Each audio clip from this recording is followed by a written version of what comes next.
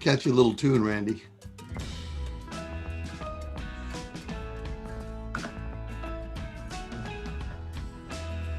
That was some music I put together for our Tiny Titans event on Monday night. That was a children's thing. It just happened to be in the player.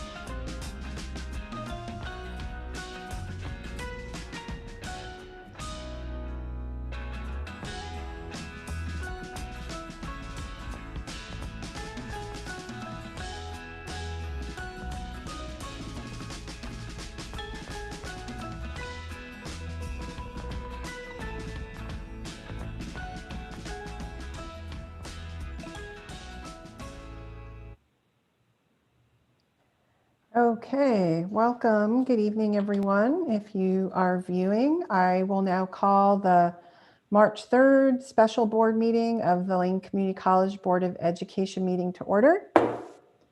In recognition of Governor Kate Brown's Stay Home, Save Lives executive order to combat the spread of COVID-19, this meeting is being held remotely.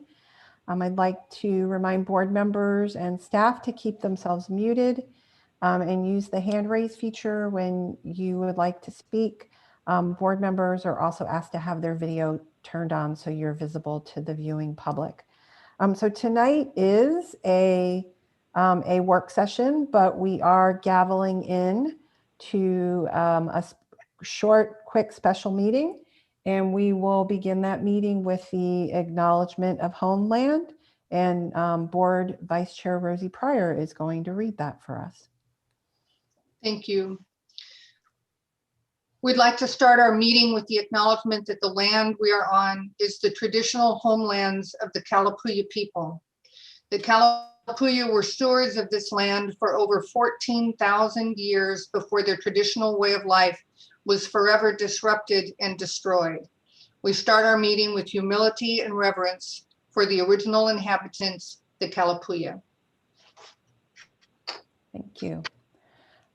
So this evening we have a short special session to appoint a board member to Zone 1. That position was vacated by Melanie Munzer so that she could pursue an opportunity with the Department of Education in the Biden administration. The Board of Education did conduct interviews on February 27th. We received 4 applications and interviewed all 4 of those applicants, and were impressed by all of them, but feel that we chose the most highly qualified, and we're very excited to be welcoming Holly Johnson Keaton. And so I am looking for a motion from the board, please. Rosie? I move that the Board of Education appoint Holly Keaton, thank you, as a member of the Board of Education, effective Second. immediately. And that was a second from Mike Eister. So I did just realize that we did not call the roll. So I'm going to ask that we go ahead and vote on this first, and we can consider that to also be our roll call. Donna? Okay, Angela Van Kraus, Aye. Eister, Aye. Matt Keating, Aye. Chelsea Jennings, Aye. Rosie Pryor, Aye. and Lisa Fragola. Aye. And so now Dr. Hamilton, Dr. Hamilton will now swear Holly in as the newest member of the LCC board in Zone 1. Thank you, Chair Fragola. Would our newly appointed board member, Holly Johnson Keaton, present herself on camera? Holly, you've been elected to membership on the Lane Community College Board of Education. You are commended on your willingness to serve.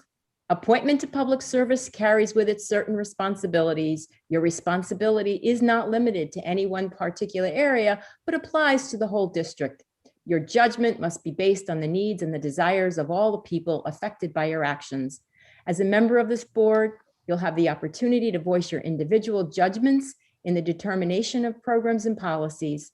According to state law, the purpose of the community college is to provide educational services, including but not limited to vocational or technical education programs, lower division collegiate programs, adult ed, and community services. I trust that you will continue to familiarize yourself with the legal and moral responsibilities through careful examination of the laws of the state of Oregon, and that you'll apply your knowledge through the careful development and application of board policy. Holly, please raise your right hand. Do you solemnly swear or affirm that you will support the Constitution of these United States and the state of Oregon, and that you will, to the best of your ability, uphold board policies and faithfully perform the duties of a member of the Board of Education for Lane Community College during your term of office? I do. Holly, you are now appointed to Zone 1 position of the Board of Lane Community College. Congratulations. Thank you. Congratulations, Holly. We're just thrilled to have you here with us. I'm just gonna fix that. Now we're going to put you to work. Okay, so I will now close the special session of the LCC board, and I will officially call the March 3rd work session to order. Okay, so first on our agenda tonight is the COVID-19 reopening safely update from Provost Paul Jarrell. Good evening, everybody, and welcome, Holly. Nice to meet you. I am here to give an update on our reopening safely plans. Since our last board meeting, there haven't been any changes to the institutional plan. We have approved 2 department reopening plans. One for a performance without an audience in the dance hall, the performance hall. And then also construction technology, a single site visit to basically a field trip to the Mary Spildy Center. We are also currently reviewing 2 other department plans. So one of them is an expansion of the apprenticeship program for some more in-person activities with those students, and then a single event high school cross-country meet. We're reviewing those currently in cabinet. We have not seen any increases in positive cases in our campus community, either students or staff. We are still at a cumulative total of 53. So that's really good. And I would like to just kind of remind everybody and give kudos to Don Barth, Laura Green, and all of the volunteers that have worked really diligently in supporting vaccination clinics that have occurred on campus. We have had walk-in visits that we've managed. We have had walk-in mass clinics that we have partnered with the Lane County Coalition on. And as you know, we have had the drive-through vaccination clinic on campus as well. I had texted Dawn to get a rough idea of total numbers, and I didn't get it back from her yet, but I know that it's well over 5,000 individuals I think that we have vaccinated on campus. This weekend, we have both the drive-through clinic, vaccination clinic occurring, and the round 2 of the mass clinic, a walk-in clinic that we hosted in the gym a month ago. So we should have about another 5,000 folks get vaccinated, either their second shot or their first shots this weekend on campus. So a lot of activity there. I feel really proud about the efforts and the contributions we're making to help keep our community safe.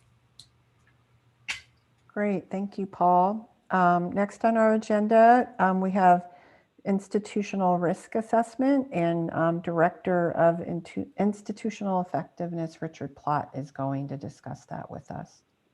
Good evening, Chair Fragala, board members, President Hamilton. Thank y'all for letting me appear tonight in the work session. We are engaged in the very first levels of an extensive risk management plan. Every university and community college around the country is revisiting their risk management after the COVID pandemic hit, so we can better prepare for contingencies to our critical business operations when we have a crisis. I'm going to share the screen for just a moment and go over this outline with you. Just take just a minute. There we are. Utilizing the tools we own, which we're going to continue to utilize Smartsheets as a way to track our progress. The cabinet and the president have agreed on the following 8 areas that we need to take a deeper dive into how we would respond to a crisis in each one. Our human resources, our information technology, our finance, operations to include physical plant, our public relations to the messaging we would have in the event of a crisis, our enrollments, which is a very readily apparent challenge for all higher education at this particular time, our facilities management, and then our accreditation and compliance. Each one of these will have an owner of who would be the main project or response lead in the event of a risk or a crisis occurring. The challenge that we face is in identifying the owners as we move down here, and these are the plans that we will begin to work on with the worksheets. So for example, if we had the strong earthquake that was predicted and it did shake some of Lane County, perhaps at our Florence or Cottage Grove campuses or even the main campus, how would we continue the instruction? Who would be responsible for getting the word out to public safety? What would be the messaging with public relations? The normal routine things that we have in a risk response. Perhaps we would have an active shooter. I hope that never happens, but in the event that we do, we would have a response ready, and we would be ready to move forward with getting everybody safe and secure as quickly as possible. The other areas are, for example, in our finance with the declining enrollment, what are our best, moderate, and worst case scenarios? What's the risk with each one? We are now engaged in those discussions, as Zach has already shared, and continues to work with all members on what that financial forecast might look for us going into the next fiscal year. In providing these overlooks, going back up to that, we will bullet them as status of where we believe we are currently, and also what would happen in a magic quadrant, as you will see for each one of these areas, the likelihood of a crisis to happen and our readiness and preparedness in case they do. So as this develops with the help of the members of the Board of Trust, Board of Education, and with the members of the President and the Cabinet, and also the faculty classified and other management within the college, we will have a high level of engagement. We will be reaching out not only to the governance model that we have, but to the operations of both in instruction and in day-to-day business routines. This model is generally accepted as a good business continuity model and a risk mitigator. Although we can't stop things from happening, we can be diligent about how we respond, and hopes that our business operations that keep the college doors open remain that way, and that if we did have to close our doors for any length of time, we would be prepared to do so with a target window of what it would be like when we reopen. I know this is quite a bit of information to digest in a short period of time. And again, this is the first major push we have towards developing these responses. I am estimating that by summer, we have the highest priorities in the planned responses already within the plan, and we'll bring them to the President and her cabinet for review, and then she will share with the stakeholder community. Again, one of our challenges right now is we've got two front runners in this area that we'll be facing, and one is enrollment due to the crisis of enrollment in higher education across the United States during this pandemic. And the other is the impact of that enrollment on our finance. And so those will be two of our top priorities, along with the operations and the facilities in case we have a crisis such as another wildfire that we have to contend with, and or hopefully that we're seeing the downswing and abatement of this pandemic with the administration of the vaccinations here in Lane County. With that, I'd like to open the floor, please, to any questions or comments or concerns. I'll stop sharing. Great, thank you for that, Richard. Are there any questions from board members? Rosie? I apologize. I was hunting for my hand raising function and I didn't immediately find it. Well, first of all, I'd like to say thank you to President Hamilton and Richard for this excellent beginning on a risk assessment that we've been interested in for a number of years at Lane. I think it's comprehensive and I really appreciate the approach.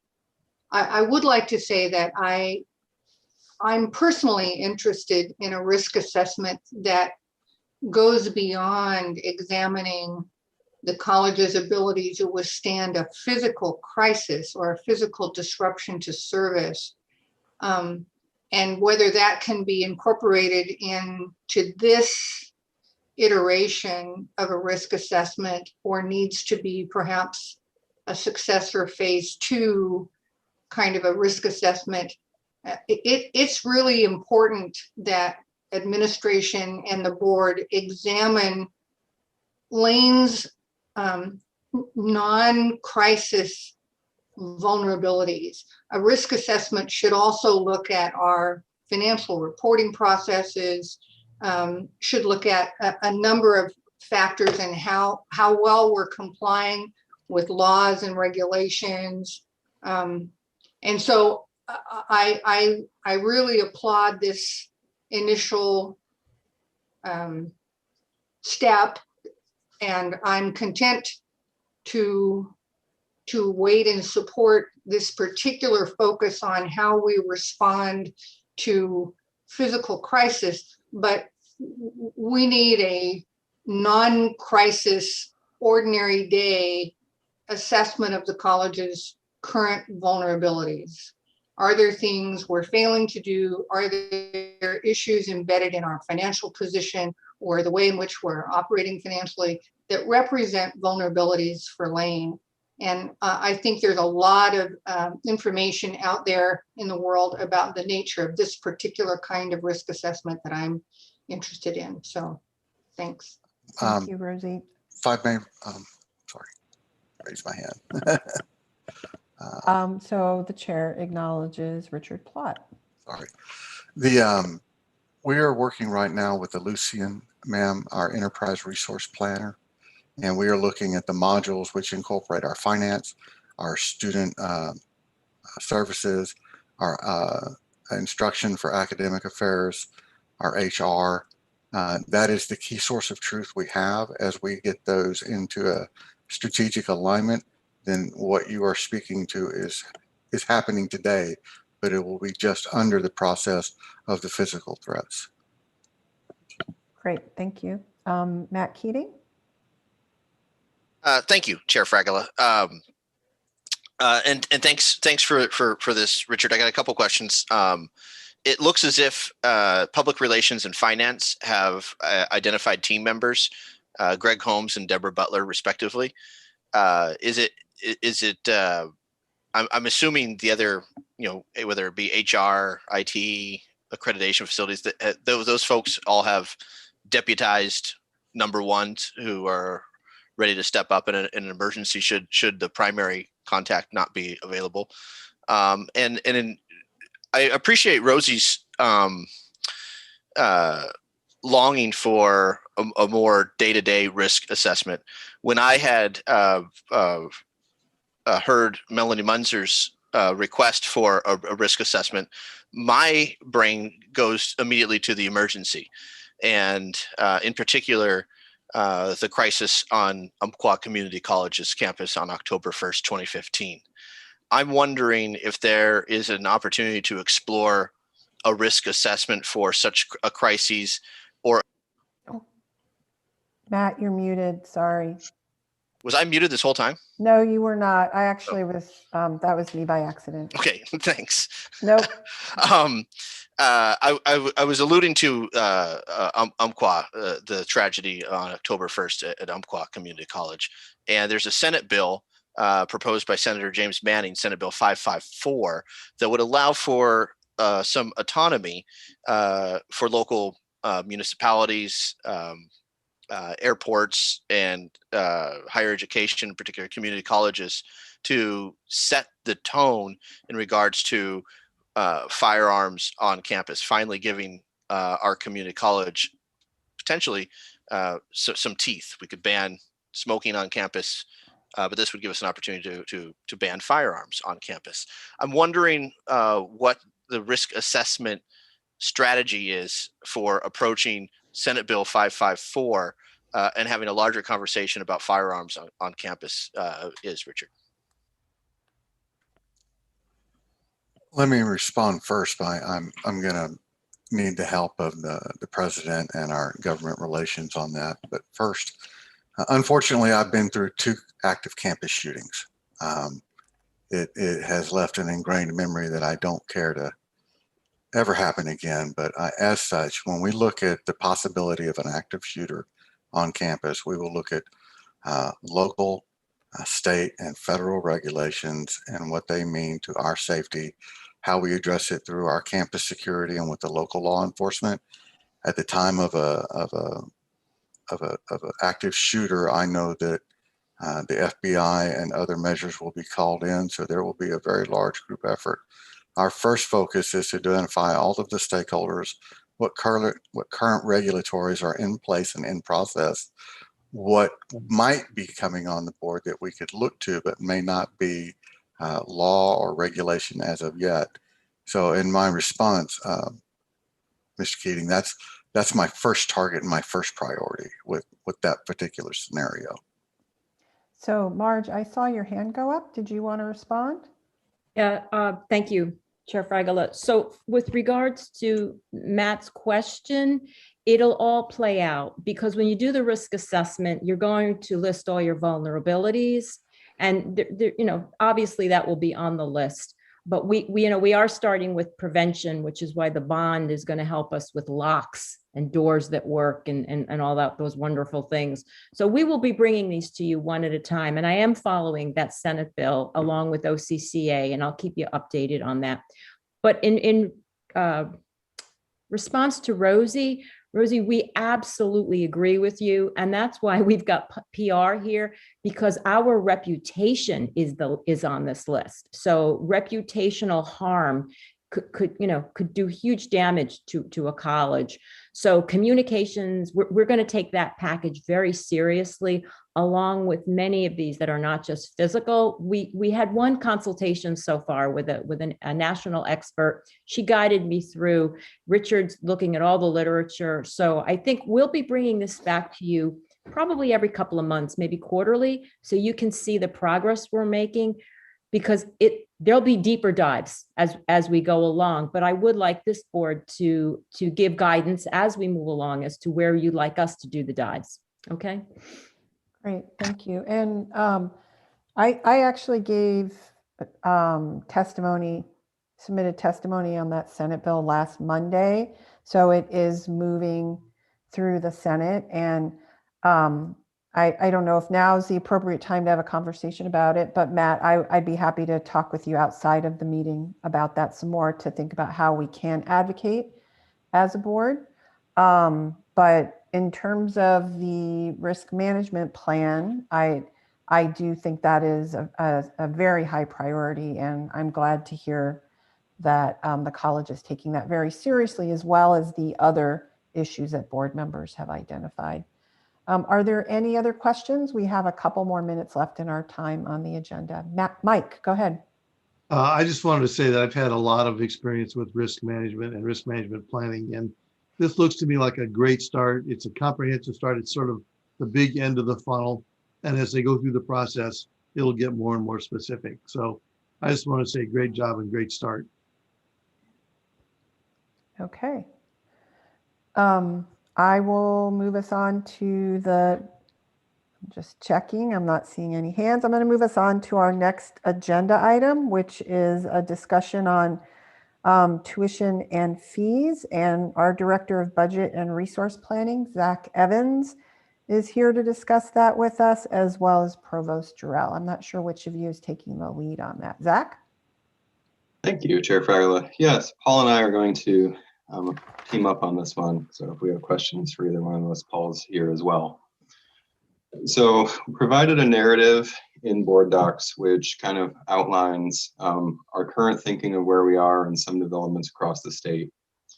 So we are tracking the governor's proposed budget, as well as waiting for the Ways and Means co-chair's budget to be released in Salem. There's a substantial difference between what the governor proposed and what the Oregon Community College Association kind of is flagged as the current service level for next year. And if we were funded at the current service level, it's a substantial difference in what we could anticipate in the Community College Support Fund for the next biennium. Given that, even with the current service level funding, OCCA anticipates an average 3.5% tuition increase system-wide. So even with that increased funding, they're still talking about an inflationary adjustment plus a little bit for some institutions. So given that, some of the other schools are also considering pegging their tuition augmentation for next year to the Community College Support Fund funding level, with a few of them doing varying amounts at $700 million being the threshold amount. So with that, going into next year, or at least we're looking at the 2020 Higher Education Price Index, which is an inflationary kind of indices for specifically for higher ed. So It takes a look at the cost of a basket of goods and services to provide higher education. And the increase for 2020 on the HEPI inflationary change is 1.9%, which adjusted for or taking into consideration board policy of only using tuition rates that end in 0 or 50 cents, comes to about $2.50 per credit change. Another thing that we're looking at into next year is how can we leverage and optimize the federal stimulus money to the greatest extent possible to benefit the institution as well as our students. So when this narrative was written, we kind of outlined proposing an extension of the COVID fee at $5 per credit.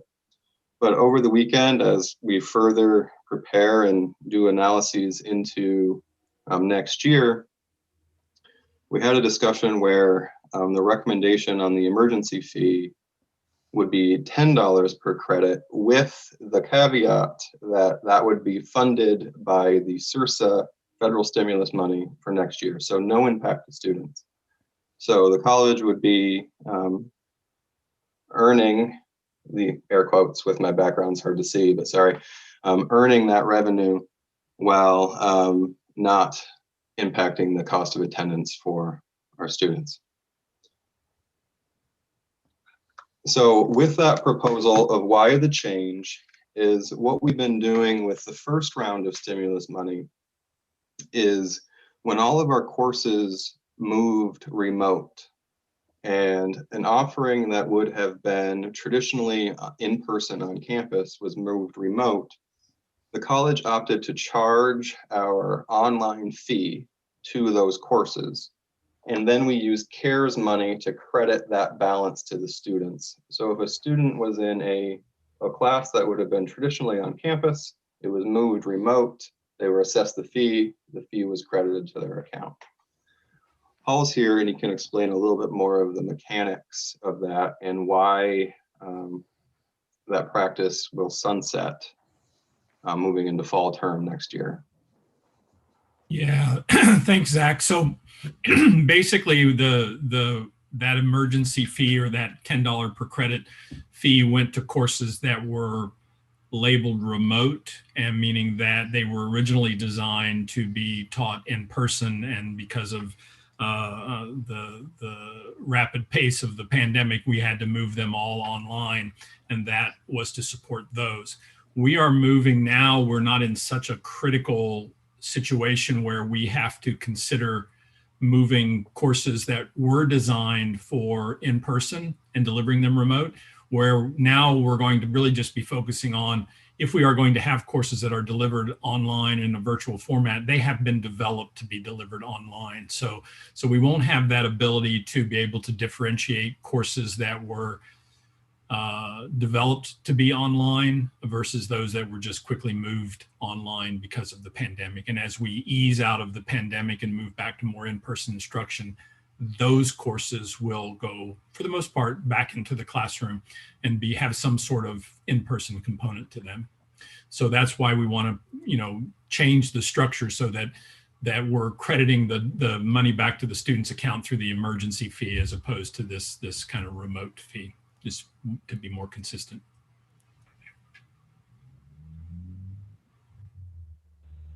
Thank you, Paul. And with that, the $10 fee, fully then utilizing the federal stimulus money, provides the college another year to recover from the COVID-19 enrollment drop and make the service adjustments that we need and address the changing needs of students, employees, and the community as we move forward into hopefully a post-pandemic operating environment.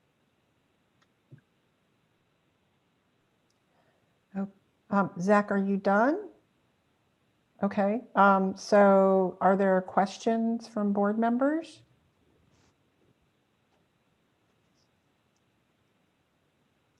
I have a question. Oh, Angela, go ahead. I'll put myself in the queue after you. Oh, that's okay. You still go first. No, go ahead.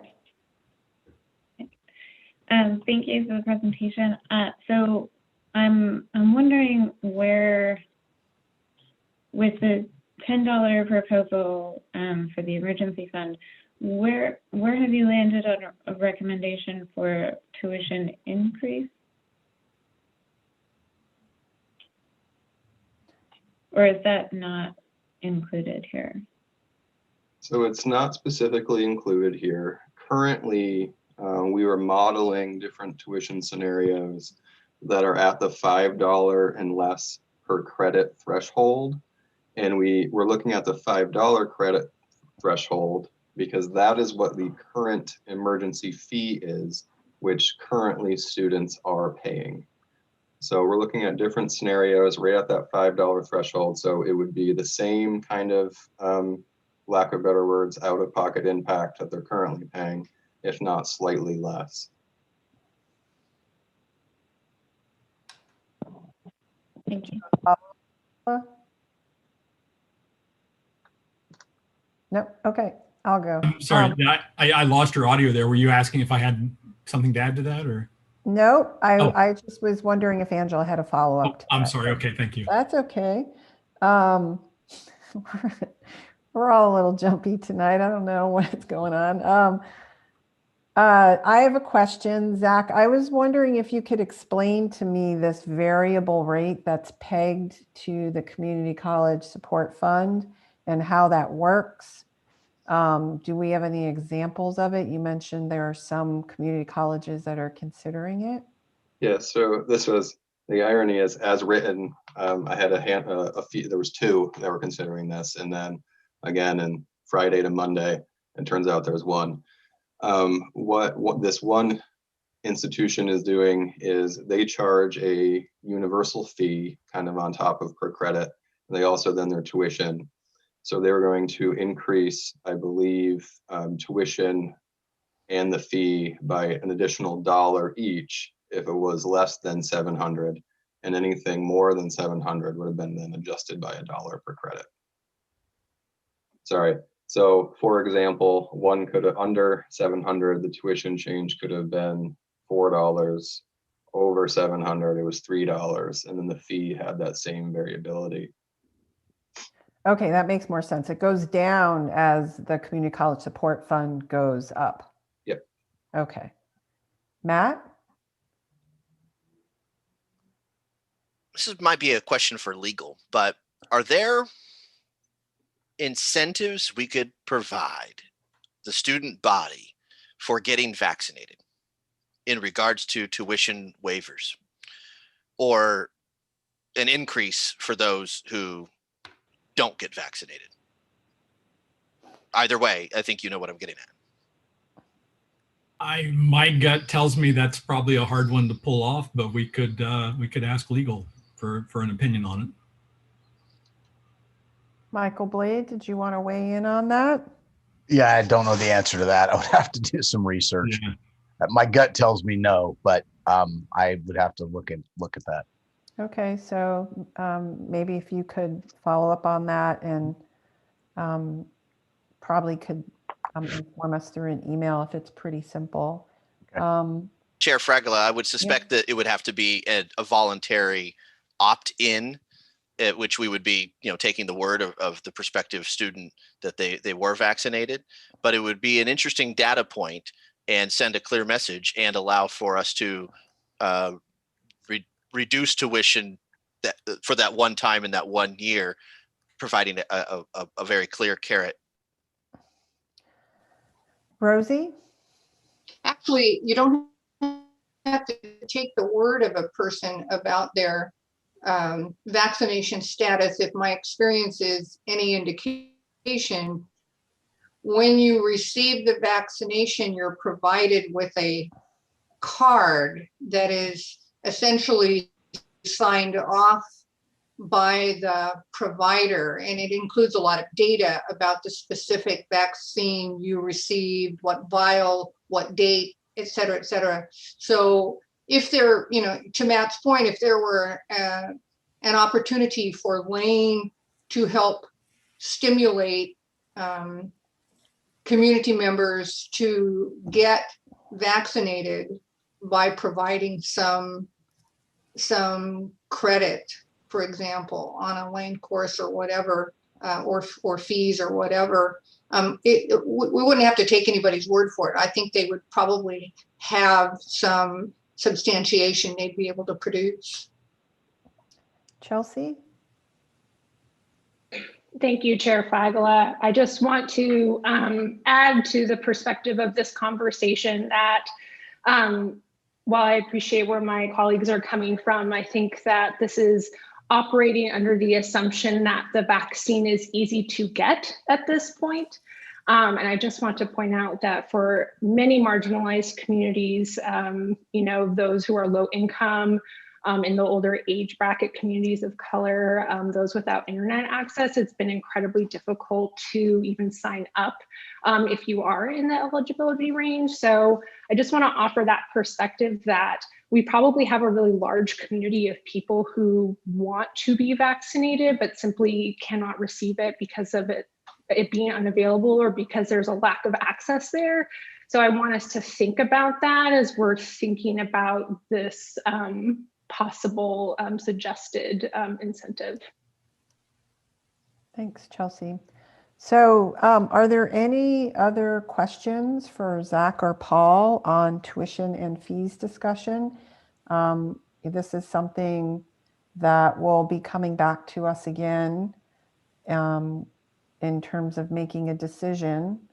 And I'm also assuming that we will get similar budget materials that we've had in the last couple of years that will show us a variety of scenarios based on different variables. Okay. Right, and we're also currently just a quick update, and we can move on.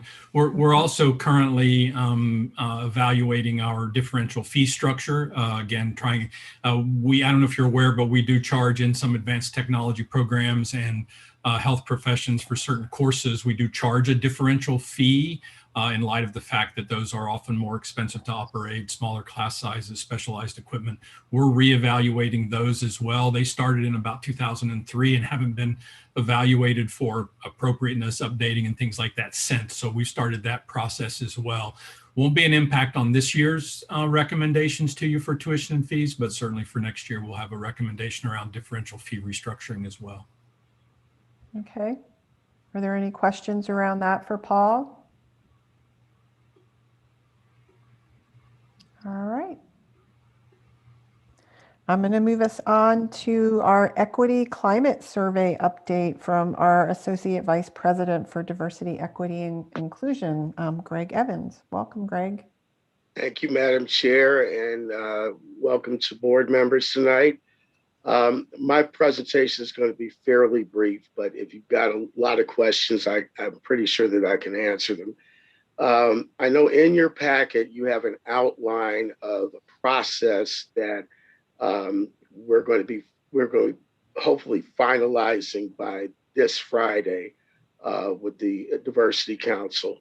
So basically what we're going to do is we're going to finalize our RFP. And by next week of the 8th, we're going to be ready to get those proposals out on the street. And we have about a list of about 17 potential vendors now that include a number of vendors who are diverse and have the ability to do the job and complete the job that we're going to do. Now we're having a slight change in the nomenclature of the title of the survey. We're doing more of a campus climate study. And the reason why I say that is because we're going to do a survey, but in addition to the survey, we're going to do focus groups. And one of the reasons why we want to do that is we want to get a more complete picture of what our climate is on campus and how employees and students are navigating and negotiating various barriers and gaps in our college. The deadline for proposals is going to be 4:30, April 30th. After that, we will be, and I would say we, Diversity Council, will be working on that and choosing a preferred vendor from 3 finalists by May 14th. And then we're looking at the consultants to get working on this immediately. We're hoping to have this wrapped up by the end of spring term. And that's the goal right now.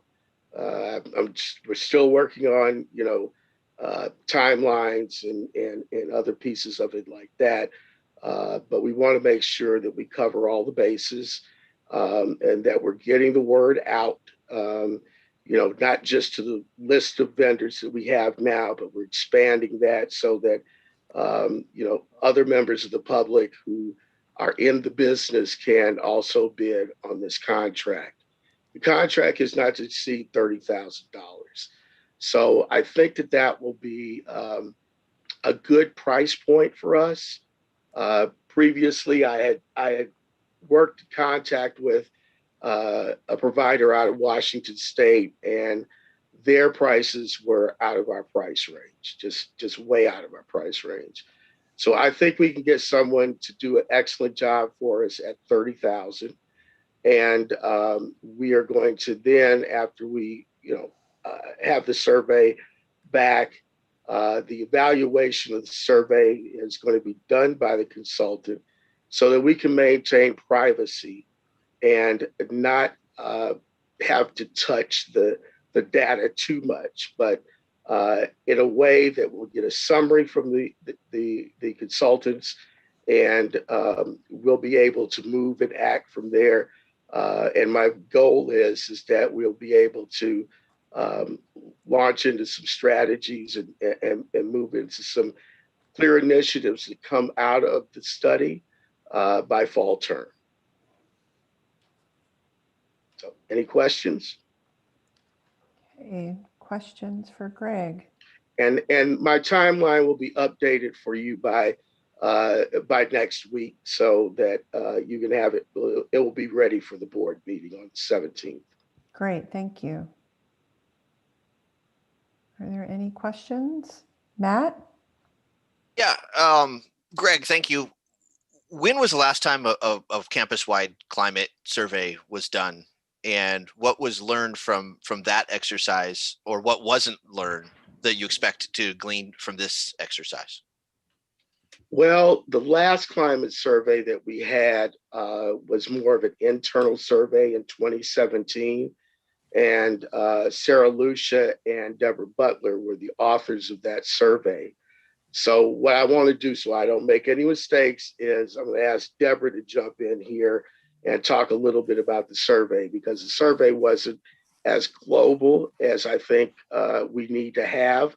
And they did a great job on it, no question about it. But we're looking for a more complete, comprehensive survey this time so we could build off of that. Deborah?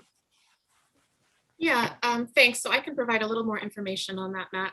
We had the plan at that time was to create a survey that we could start the conversation and present some information initially to the board and to the administration, with the hope that we could create a plan to have a sustainable regular survey, perhaps every 2 years moving forward. And so Sarah Lucia and I worked with Greg Evans, and we did an internal survey. We actually had pretty good employee participation in that. We had some trouble rolling it out to students because we just didn't have sort of the plan together and the student connections and the student government at that time, because there were some changes that were going on. But that was presented to the board, and we'd be glad to resend the results so that you could take a look at that. It was a while ago. Yeah, and it is on our diversity page, which is changing right now because we're converting over from the current website that we have to a new website, and that's in process now. Great. I would appreciate if you did send it to us as well. That would be awesome. We can do that. So I had a question. When does spring term end? Is it Middle of June. middle of June? So you're going to be selecting a consultant Mid-May.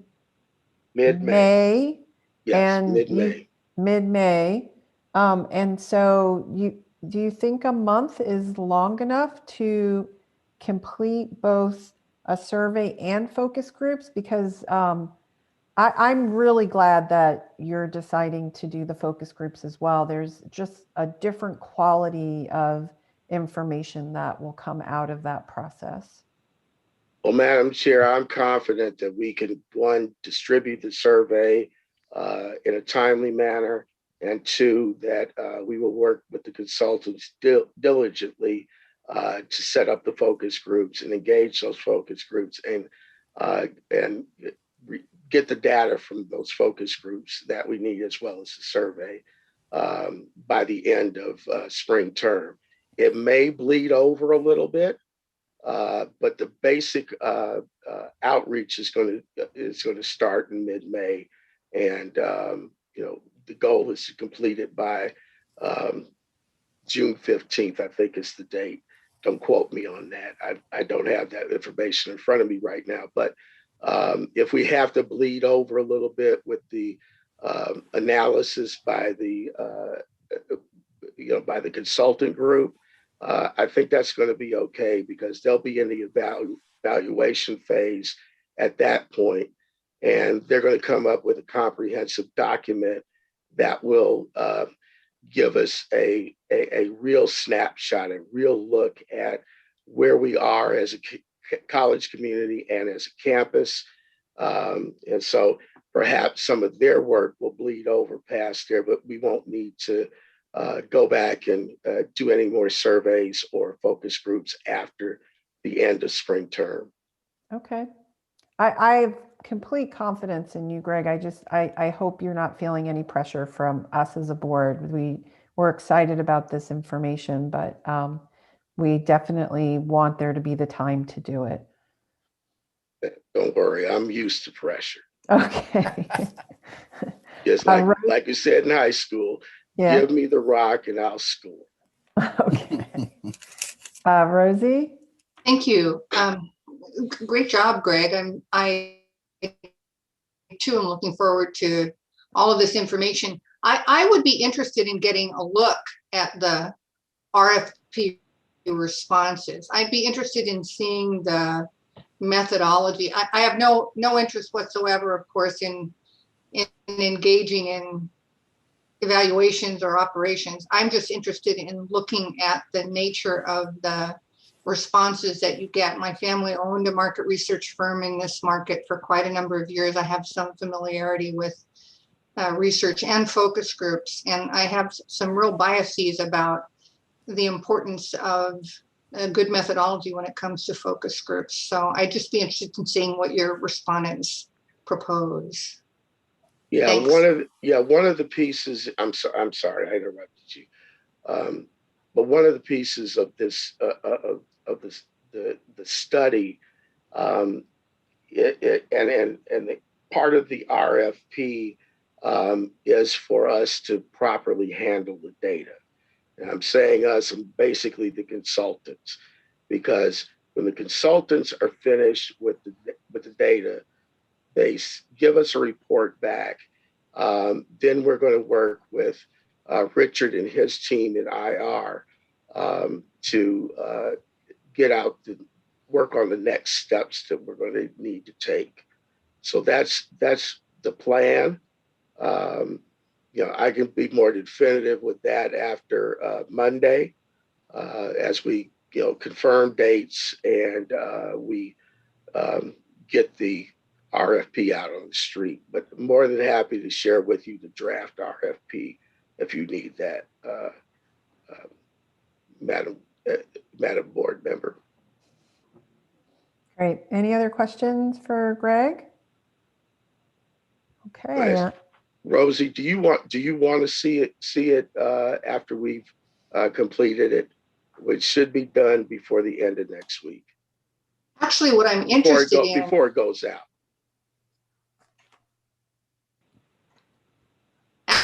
actually, I'm sure your RFP will be great. What I'm interested in are the responses that you get and the proposals that you get from potential consultants / vendors, how they propose to undertake focus groups or how they propose to undertake. I'm interested in the methodologies that they propose for you. Yeah, I think we can definitely do that. Okay. Because we're going to narrow it down to 3 firms before the Diversity Council will make their final decision on who we're going to go with. Great, thank you. Look forward to hearing more about this. I am going to move us on to our board policies, and I will turn it over to our legal counsel, Michael Blade. Thank you, Chair Fragola. So as I guess most of you remember, and the new member of the board, just for Holly's interest, we are looking at 4 policies from last month that we had some issues with. The consensual relationships, the gambling, the security of personal information, and mandatory student activity fees. These are policies we are trying to get reviewed in anticipation of our visit from our accreditors to make sure that they're up to date. And so we'll start with consensual relationships. That was one that we had. Well, there were many questions about it. Should we have it? How should it read? Why did OCCA not have a policy on consensual relationships? And I reached out to Karen Smith, and their explanation basically was that it's not a legally required policy. There's no requirement to have this policy, and some community colleges in Oregon have it and some don't. So that's why they left it out. It wasn't something that was necessary. She did say that there was nothing wrong with having the policy, however. And I started looking at our policy, and then I looked around at some of our sister institutions in the state to see what kind of language they had in their policies. And the one that caught my eye mostly was Chemeketa. And I think, Chemeketa has had a long time general counsel. They've got a long time head of HR. They just recently, I think their president finally retired, but she'd been there quite a long time, and from everything I've heard was excellent as well. And so it would make sense to me that they would have strong board policies. But what I did is I took their policy and I kind of merged a little bit of the language from our policy into that. But I thought they really talked about each way that a consensual relationship could happen, whether it's between employee and employee, whether it's employee and student. Did it happen before those folks got to campus, either one or both of them, and what we would do in that case. And it also took the pressure or the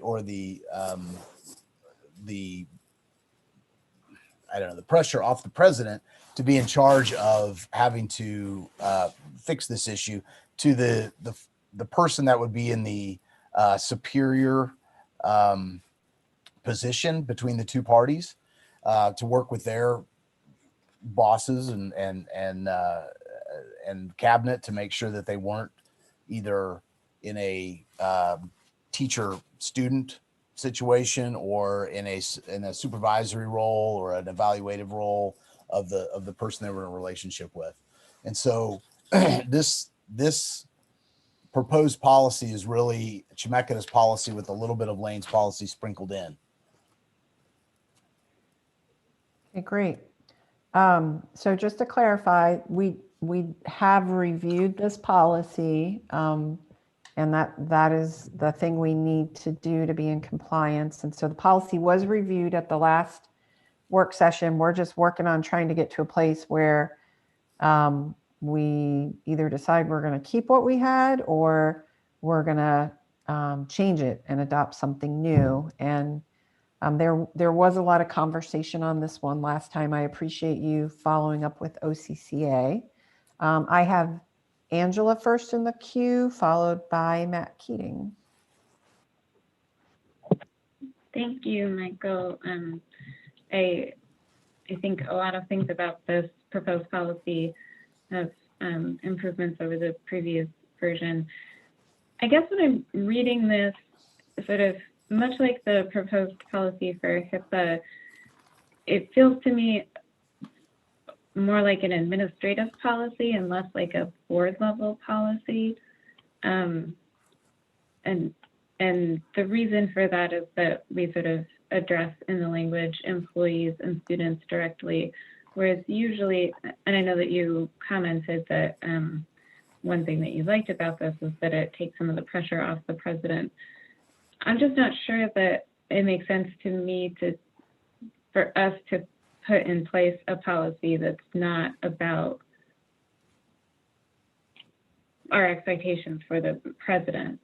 So to me, it feels a little bit operational. I would love to see the administrative sort of level adopt this policy, but I'm not sure that I think that the board should adopt this policy. Does that make sense? It does. I think the problem with having all of the onus on the president, I get where you're at. I mean, the president reports to you and she's the only person at the college that does. Having all the onus on the president puts her in a position that really is untenable at an institution the size of Lane. I don't think she's going to be able to, or any president would be able to handle this situation across the entire campus. So putting the onus on the person in the sort of more superior position, I think makes a lot of sense. That being said, I get that this seems a little more in the weeds than a, sort of a high level policy. The problem is with our high level policy that we had, I just think it was, if you read it, it just basically, it puts, it just says, President, handle this. And if we're going to have this policy, I think it needs to be fairly specific, because people in a town as big as Eugene, but also as small as Eugene, and then in Springfield as well, and maybe even Lane County altogether, there's going to be so much overlap with folks that are either working at Lane or taking classes at Lane, that if we're going to have this policy, I'd really like to see something a little more specific than the general board policy you might see normally. Matt? Thanks. Yeah, Michael, I'm not mad at the specificity. I think it's there are some welcome additions from the marriage of the Chemeketa policy. There is because it's a little more clear when it underlines the intent of the policy and the actual policy itself in regards to the supervisory or grading decisions that are related to that person, to the persons. I do have an issue with one of the statements though. It's the last paragraph of the general statement. It says, quote, employees involved in a consensual relationship with other employees or students potentially jeopardize this commitment. The commitment that it's alluding to is the learning environment that fosters respect, integrity, professional behavior, fair and impartial treatment. I am fine with making it very clear that folks shouldn't be in a supervisory role or in a position where they're grading a student. But that statement, that employees involved in a consensual relationship with other employees potentially jeopardizes this commitment, is patently wrong, because there are scores upon folks on our campus or in our campus community who have relationships with one another across departments, and those employees do not potentially jeopardize this commitment. So that phrase alone is troubling to me. Apologies for getting into the weeds of what is perceived as a policy that a granular policy that isn't as exactly high level as was pointed out. But I would be happy supporting this as amended, that takes out any clause that that one would infer that we are condemning their consensual relationship on campus, which is clearly not the intent of this policy, but that statement is troubling. Okay. Anyone else? So this will come back to us in the consent agenda, and I'm curious if board members have any other guidance on how we can move it forward.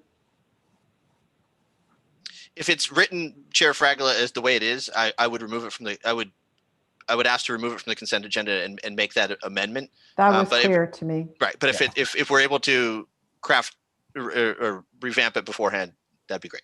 Great. Thank you for the clear feedback. Rosie? Yeah, I think Matt has a reasonable observation about that particular sentence. At the time I read it, it didn't strike me that way. But if it does someone else, I mean, I don't think we should imply that people who happen to work in the same organization are somehow contravening our goals and ambitions for the integrity of the organization. We don't have to write that sentence in the policy, and I could certainly personally support removing that one sentence. I wanted to say that if I understand Angela's point, I think it would be worthwhile to consider trying to keep board policies of a like nature in terms of their format and approach, and having a policy about consensual relationships at the board level that directs the president to ensure that there are administrative policies or regulations or whatever the procedures for dealing with them that will then provide the kind of support that Michael is implying that the president could benefit from in them. Makes sense to me. I also agree with Angela that this is way too far into the operational weeds to be an appropriate board policy, and that if there were to be a board policy about consensual relationships, it would be more of the nature of that the board requires the president to have appropriate administrative procedures in place and ensure that they are enforced on a regular basis, and that this good work that Michael's done in researching this language could then move over to that environment and be an administrative regulation. I think we get those lines blurred. I think Angela's right about that, and I support the recommendation that we shift the operational nature of this policy over there and simply craft a policy that says we expect the president to have administrative procedures in place governing consensual relationships, and we expect them to be administered regularly. So I have Chelsea in the queue, but Marge, did you want to respond to Rosie or? Yes, thank you. I think that's easy to do, Rosie. Thank you. I think this is stepwise, as you know. First, the board had to wrap their head around this policy. Then Michael did the research, and this was rather long. It's not our style. I think we could pull it in and make it more broad so that the individual details are in the process, not the policy. Chelsea? Thank you. In reading this particular language, I think it's pretty clear from the language that there's a lot of, like it says, employees involved in a consensual relationship with other employees or students potentially jeopardize this commitment. It's not hard and fast. There's a lot of things in here that I think, make sure to signal. There's a lot of other language in here that I think signals that, it literally says in here, the college is not interested in intruding on the personal lives of employees. So I personally think that the language is fine and doesn't need any adjustments in that regard. I definitely, appreciate and agree with my colleague Angela's point about making sure that our policies are, at a board level and not getting super into the weeds. And I would be very supportive of changing the language of this in a way that makes it so it's more of a board policy that is directed to the president to carry out certain actions. And I think that that would be great. I do just want to say that I think that it's important that we have a policy like that. and totally supportive of it being changed in terms of making sure that it's directive of what we would like to see the president do. But I think it's important to have something overall, because I think that, I mean, it really does send the signal, and I think it's important that we as a board send the signal that we do not want there to be unequal power or privilege dynamics. You know, and I think that looking at the equity lens analysis, which I really appreciate, you know, having related to when we're looking at board policies, I think it is important that we as a board signal to our college community that we are wanting to make sure that we are protecting those that might come under a situation where they are in an unequal power or privilege dynamic. And I think we should have a policy around that. Okay, great. All right. I'm feeling like, Mike, go ahead. I support Angela's point. I think this is more detailed than most of our board policies, and we ought to try to stay consistent in terms of how detailed we get in our board policies. I realize there are times when it's a job of a board to sort of try to help the president or even protect the president, but I don't think the level of onus that's placed on the president with this policy is any higher or greater than other responsibilities than we've placed on the president. So I support what Angela said. Okay, so I think we have enough to move that one forward. Let's go ahead and move on to board policy 625. There's the Just one about gambling. One quick question. So Yes. it's not what I'm hearing. I just want to make sure I'm going to do what you all want me to do. What I'm hearing is we want a sort of a broad policy drafted and to put the onus on the president and then have some administrative rules that she can implement that looks more like this. Do we want that sent? Are we trying to get that on the consent agenda for next? So I should send that out to you all before, you know, a week before the board meeting. Is that what we're trying to do? Yes. Yes, and Okay. and Mike, you remember how when we had that set of policies where we had a lot of work to do before we brought them back, and I can also coordinate with Marge to make sure that we're in a Okay. good place with it. So Okay. I just but want to I make sure think you're heading in the right direction. Heading the right direction. Okay. All right, Yep. great. Okay. So the gambling one, that's 625. That was the one that we wanted to do a little research about gambling laws in the state of Oregon. And so I did that research, and gambling laws in the state of Oregon are a little bit all over the place. There's obviously tribal casinos. There's now online sports gambling for professional sports. It doesn't include college sports. There are laws and local laws about poker rooms and things like that. So there's no one-stop shop for finding gambling laws. What that means is I think it would probably be very difficult for a student at Lane to know exactly what the gambling laws are in the state of Oregon, unless they've had reason to really dig into this. And so my recommendation is to just take this out. I think it's likely there for things like sports gambling and things like that used to be done with your local bookie rather than being able to do it online. I doubt there are high dollar poker games going on at Lane, although that's a possibility, I guess. I don't know what other kinds of gambling on campus would be there, but no one else that I could find anywhere had a gambling policy like this. And so my recommendation would be to take it out. But I think if you want to leave it in, there's no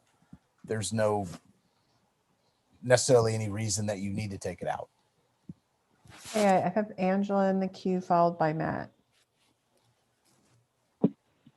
Thank you. And thank you, Michael, for the recommendation that we revoke this policy. I support that recommendation. This policy strikes me as a policy that was enacted after something happened. It seems like the kind of thing where like you have an incident, therefore you get a policy. If we're going to say that illegal specific thing here is prohibited on campus, then I think we need to have a policy that every illegal specific thing here is prohibited on campus, and that just seems excessive to me.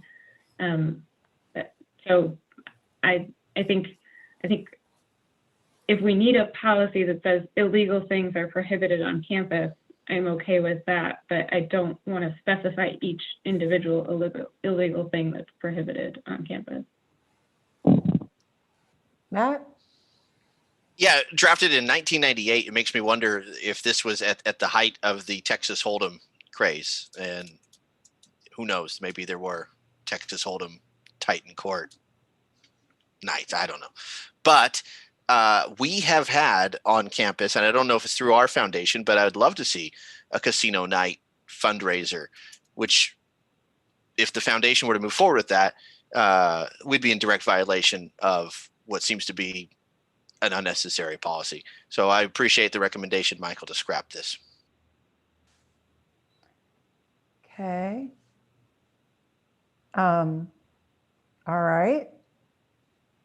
Is there anybody who wants to speak in favor of retaining it? All right. I think we have clear direction on that, and we'll know where to go in the consent agenda. Okay. Let's move on to Board Policy 645, Security of Personal Information. Yeah, so I don't, if you all recall, there was some language in the Lane Board Policy 645 that we wanted to retain, and so what I did is I moved that into OCCA Board Policy 5800, and so that language is retained. I think the everything that's in 645 is now in either 3800, 5800, or 5040. So I don't think that's really the issue, unless somebody has a question about that. I suspect the big policy issue was brought up by Trustee Van Kraus about HIPAA. And so again, I went in search of some good HIPAA language because I don't want to reinvent the wheel if somebody's already done, it. And I found, again, at Chemeketa, this policy and basically cribbed it almost word for word. And I talked to, I had a conversation with Laura Green and who's our clinic director, and Terry Minner, who I'm not sure what her new title is. She used to be in charge of Title IX, but she has a lot of the counseling folks under her. And we talked about HIPAA today. And so I think we're in really good shape with our processes that go along, that in our health clinic, our dental, mental health, and counseling areas. So I don't think there's much that would need to be changed with this policy, but this was my first stab at it. So if there's something that you all would like to see or have changed, then we can certainly look at that. Angela? I'm very opinionated about policies tonight, I guess. Thank you. And thank you for bringing this, Michael. I am excited to see a step toward a HIPAA policy. This feels, again, to me, maybe a little bit too granular and operational in talking about what the college's employees and students will be expected to do. It feels like we've gone, like, this looks like a great policy. It looks like a lot of policies I've seen before in terms of HIPAA, but they were administrative policies when I've seen them before. So I feel like maybe there's an opportunity to sort of take a higher level perspective on the policy and use all of this good work that you've done sort of in the administrative portion. Anyone else? I just agree.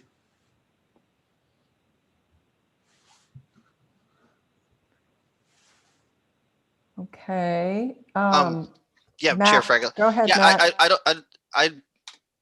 I'm hearing a recommendation, Michael. Is that correct? To advance this, or?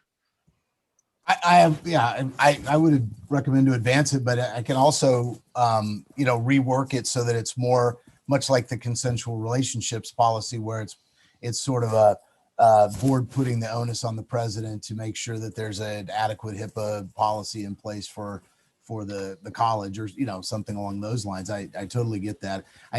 I'm glad that we're having this conversation though, because it's always easier to go from specific to general, right, than to go from general to specific. Because if I gave you something that you thought was too general, then all of you would probably have little pieces you want added, and then it becomes a real difficult thing for me. But I think writing something more general would be fairly easy. But yeah, I would recommend that we have something. Okay, thanks. And then this might be, I don't, maybe it's a question for financial aid. I don't know. How do we communicate this with students? This was created in at least at or around 2003, right? Or this is not a new policy? Well, it'd be new for us. I don't think we have anything like this. Okay. Yeah. Okay. Yep. Okay. Okay. All right. And so it's mostly for my own edification. Is this something that we communicate with students when they apply for financial aid? This is just one more tool in our toolbox to say, this is your identity is safe with Lane Community College, which is. Are you talking specifically the HIPAA policy or I'm talking BP 645. Yeah, I think that, it would have to be something very general like that. How that would be communicated out, I don't know what the best way to do that would be, but I do think making sure that any prospective student or current student would be comfortable that their identity, their financial information, their health information, anything like that would be protected would be a good thing for sure. How we would do that operationally, probably President Hamilton would probably have a better idea than me. And President Hamilton just happens to have her hand up. Marge, do you want to answer that? Yeah, once we approve or revise a policy that affects students, it should go in their handbook. So we would make sure, by virtue of the whole accreditation process, anything this important needs to be in multiple places. Where if it affects a student, it has to be in multiple places. So as we conclude this and you approve the final version, it will go everywhere. Okay. I just want to make sure that when we're talking about having the broader policy, I am looking at the recommendation from OCCA that their policy 3800 is legally advised. And so I appreciate legal counsel's recommendation that we adopt the OCCA policy and include much of the language of the LCC policy, that, we're combining the policy language. And I would like to make sure that happens, as well as, perhaps figuring out how to make the HIPAA stuff more part of the the directive we give to administration. And I see Chelsea has her hand up. Thank you. As a general thought, as well as specifically to this policy, just so that I want to make sure that, there's clear directive on where I stand. I'm definitely in support of putting into place a policy that is either legally advised or legally required. I think that, kind of gets back to the discussion, excuse me, that we were having earlier this evening around risk assessment. And I'm making sure that if there's a policy that's legally advised or required, that it's there. And as a general thought, as well as a thought for this specific policy that we're looking at, I agree with my colleague Angela's point. Excuse me, I have a bit of laryngitis this evening.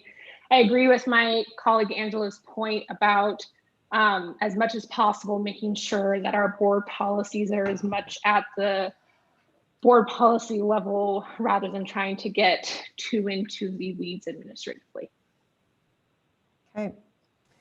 So, Mike, do you feel like you have a good sense of where to go with this one? Yes, I mean, this one sounds a lot like consensual relationships. It sounds like both of those need sort of a high level, more general, putting it on the president type of language for those. So Right. I'll work on that. But we do have OCCA 3800 language as well. So making sure that we Right. have that good legally advised language. Yeah, and I'm just talking about the HIPAA part. The other Okay. parts I think are straight from OCCA with a tiny little bit of lane sprinkled in there in the one. But I would request that we not that you all approve the let me get the numbers here. 3800, 5800, and 5040. Okay. Yeah, Thanks for that those clarification. those are straight from OCCA. And Okay. unfortunately, OCCA didn't have a HIPAA, didn't mention HIPAA at all. So anyway, but I will craft something for the proposed HIPAA policy Okay. that mirrors the consensual relationship idea. Great. So we're on Okay. the last one for tonight. Board Goodness. policy 715, mandatory student activity fee. This one should be pretty easy. There is no OCCA board policy. As I think everybody knows, if you recall back to the student government report at the board meeting in February, the president, Amber, mentioned that we're working through this. The student government has made a point that the student activity fee committee is not working and they want to rework it. They've been working with Mindy Dew and Student Affairs, myself, and a couple other folks. We've been trying to work with them to figure out a solution. So my recommendation for this one is let's leave it the way it is until that solution gets worked out. And if that solution requires us to change it, we'll bring it back. And you all can look at the proposed new language, or if the solution doesn't force a change to this one, that we would just keep this particular policy. Are there any questions about that recommendation or concerns about that recommendation regarding board policy 715 at this time? Angela? Just the usual confirmation that we'll mark it as reviewed. since we Correct. looked at it. Yes. Thanks. And if we don't have concerns with the recommendation, then we'll see it in the consent agenda. Okay, that's our last one. You went easy on us tonight. Yeah, this was an easy-ish. I mean, usually we have quite a few more, so. Right. All right, that's our last agenda item. And I'm just going to see, does anybody have any questions about the reports? We have one report there this evening. Angela? Yeah, I love the report. I'm wondering if in future it will show sort of trends over time, specifically the employee classifications. I think the table in the top right on the second page, I would love to see that trended. Shane, did you? wanna Yeah, thank respond? you, Angela. Thank you, Chair Fregula and board members. And I'd like to also welcome Holly and thank her for volunteering to serve with us. Yeah, so part of what we wanted to do in the presentation of this report, and many thanks to Richard and his staff for prettying up the data. It's not just a spreadsheet. I think we have options on how we can present that. This is a January of 2021 snapshot and can certainly show trend lines with that data if that's the board's pleasure. Matt Keating?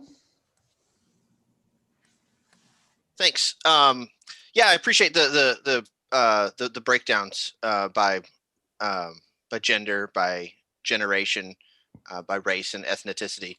A few years back, the student body came to us and requested sexual orientation to be included in on-campus surveys to help better serve members of the LGBTQIA family. And I'm wondering for the next iteration of this, if there's any interest or interest in exploring an opt-in survey for sexual orientation or gender identity. Yeah, so we do have the ability to capture gender identity through Banner self-serve forms. There have been policy work around that for our employees and students already, and so that information is captured to the extent that it's volunteered. We've not captured or attempted to capture sexual orientation. And so that would be, I guess, a bigger policy discussion for the college to talk about doing. Marge? Yeah, thank you. I want to respond to Angela's question about, was it Angela, trend data? So that will come, but we wanted to make sure that every month you have a status, a point in time of how many folks work here, because there just seems to be confusion. So we will provide trend data, but I think if Richard wouldn't mind responding, there's certain times of year that are better than others to pull trend data, or I'm not sure if that's Shane or Richard, but otherwise you're just repeating itself over and over again. So we'll let's just say whether it's quarterly or twice a year, we'll show you the trend data, and it might even wind up being a discussion item. I see Richard just turned his camera on. Richard? Yes, ma'am. We have some federal and state reports that are mandatory annually and semi-annual, which we will be mirroring in the comparison data. Trustee Van Kraus, also the ability to look at this month to month is coming, and not only by the outlay that you see here, but as well as the funding model for it, whether they are restricted grant-based, general fund, auxiliary fund, which is extremely important because some of the positions that you see, if we did not have the grant funding, so to speak, or the auxiliary funding, they would not exist, and it's important to differentiate what those are. So to your answer, yes, ma'am, and we're working diligently on it. It's nice to have those emojis in the regular meeting, huh? All right, so that is our last agenda item for this evening. Our next future meeting date is March 17th. That's our next board meeting. And I just wanted to take the moment once again to welcome Holly. And I'm very excited that you are joining us, and thank you very much for stepping up to serve. I'm looking forward to getting to know you. Thank you, Madam Chair, to the board members and to President Hamilton. Thank you all for welcoming me. Great reports tonight, good information. I'm really happy to serve. Thank you all. Great. Okay, so I will adjourn our work session. Have a good evening. Night, everybody. Night. Good night. Good night.